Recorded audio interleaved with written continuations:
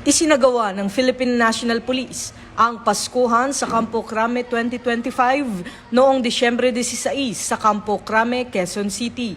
Sa temang Pasko ng Pag-asa, serbisyong may puso, tapat at nararamdaman.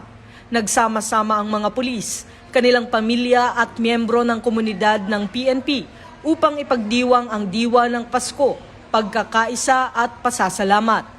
Pinangunahan ng selebrasyon ni Acting Chief PNP, Police Lieutenant General Jose Melencio C. Nartates Jr., kasama si Mrs. Mary Rose Nartates, advisor ng OLC Foundation Incorporated, at dinaluhan ni DILG Secretary John Vic Rimulya na nagpapatunay sa patuloy na suporta ng pamahalaan sa kapakanan at moral ng kapulisan.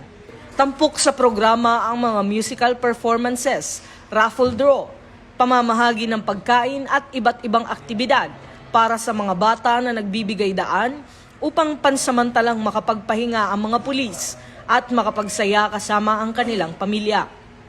Kasabay nito, tiniyak ng PNP na patuloy ang pinaigting na seguridad ngayong Kapaskuhan alinsunod sa direktiba ni Pangulong Ferdinand Bongbong Marcos Jr.